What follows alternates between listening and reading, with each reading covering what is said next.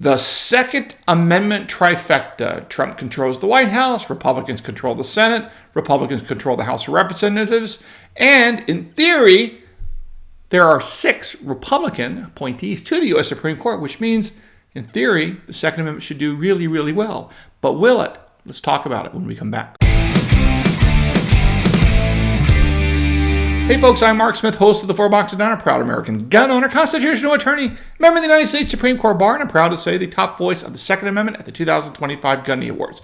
Okay folks, we have a special treat for you today. I had a chance to sit down with Toby Leary of the great Cape Gun Works in the state of Massachusetts or Taxachusetts, or for some of you, Massachusetts. Terrible, terrible state. I don't know how gun owners survive that state. I would just live in the western part of the state and avoid Boston at all costs.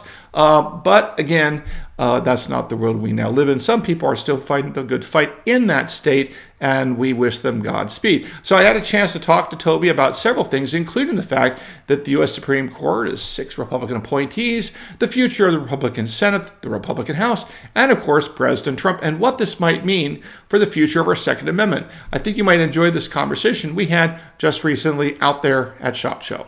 Thanks for making the time, Mark. Totally, always a pleasure. Yeah. We got a lot to talk about, good, bad, and ugly. Most important thing, of course, we got President Trump. Yes, that is huge. Look, when I started 2024, I said the trifecta is this.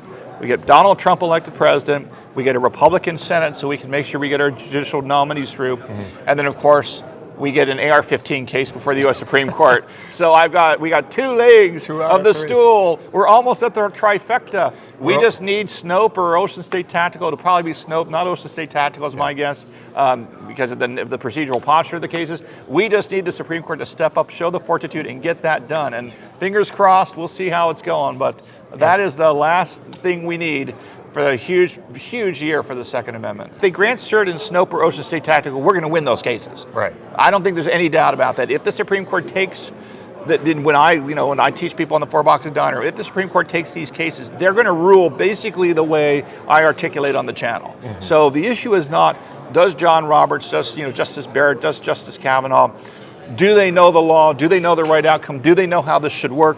They know the answers, in my view. The question is, will they use their quote-unquote political capital, if you will, which they shouldn't consider because they're justices, but will they use their time on the Second Amendment versus like other cases, other First Amendment cases, other Fourth Amendment cases, other ERISA cases, and I hope that they prioritize the Second Amendment up to do this. But again, you do need Justice Barrett, Justice Kavanaugh, and or Roberts, and that's what we're waiting on. Right. Now, this is what drives me crazy, is they grant cert in cases that, in my opinion, are far less important because they're not a constitutional question, right? They're not an enumerated right, but yet they play, and I get it, there's a lot of cases that are, petitioned to the court every year, but when it comes down to the basic fundamentals of rights, whether it be First Amendment, the TikTok thing, you covered that a lot. That's a First Amendment one, but it has other implications on our safety, really, of society. But the basic thing I'm trying to get to here is something that is so important to really the fundamental foundational rights of the Second Amendment and all amendments. If they're challenged by states or from federal courts that erode our rights, and everyone else can see that we have this is one case that affects, by my count, almost 100 million people. That's a third of the country that are affected by these type of bans, and that's significant. That's substantial. It's literally a 2-tier or 2-class of citizenry, where just over the border to my north, you can own suppressors, any long gun you want, you don't need a Mother May I permission slip, but yet here we are in the Hateful Eight states we're a totally different class of human being. We're citizen, and I find that insulting that the Supreme Court doesn't prioritize this type of a case over, whatever else there is, some business feud between two big giant entities or something like that. So I guess part of me is venting frustration, but on the other hand, if we can't rely upon the courts to right some wrongs, then where do we go if the Supreme Court won't take it? Well, the first thing, Toby, is the Supreme Court needs to work harder. And by the way, they're working hard. It's not like they're phoning in or anything. But the reality is, you go back to like the 1970s, the Supreme Court of the United States would take somewhere in the order of magnitude of 200 cases. Okay. Then there were some changes in the law. No need to bore you with that. But then they started taking maybe 150 cases, 140 cases. The U.S. Supreme Court right now is down to between 60 and 70 cases a year. Wow. Now, that is not enough. No. Now, let me just be clear about one thing, in my view. If Justice Kagan, Justice Sotomayor, and Justice Brown Jackson were on that court, and you let Joe Biden or Kamala Harris pick 3 liberal judicial activists out of Harvard, out of Massachusetts, Taxachusetts, you know it well, right? You're there. Let me be clear. 6 liberal judicial activists would be taking 120 cases a year trying to change American law for the worse. They would be trying to rewrite American law in their vision of Harvard intellectuals.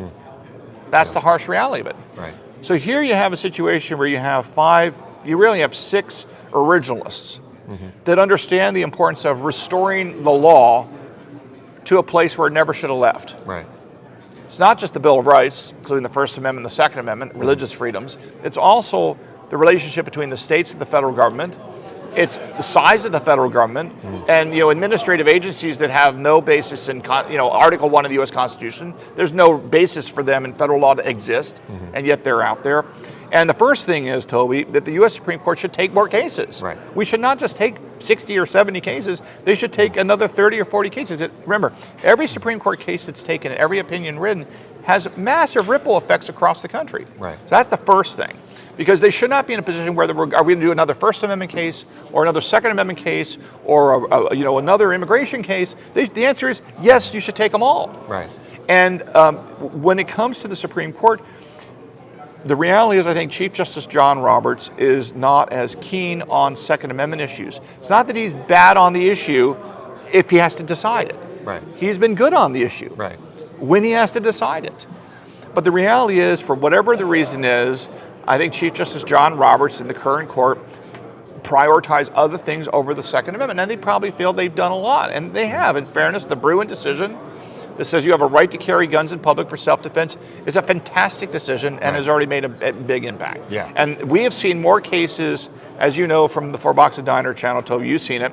We have knocked out more gun control laws between the year of our Lord 2022 and today than we did between 2008 of Heller through 2022. So the Supreme Court probably thinks they've done a lot for the Second Amendment, and they have, but there's a lot more to do, and they get to pick and choose their cases, and they may not want this AR-15 case yet because they may be of the view that there's no circuit split and they want to wait for a circuit split. And there are other Second Amendment cases coming.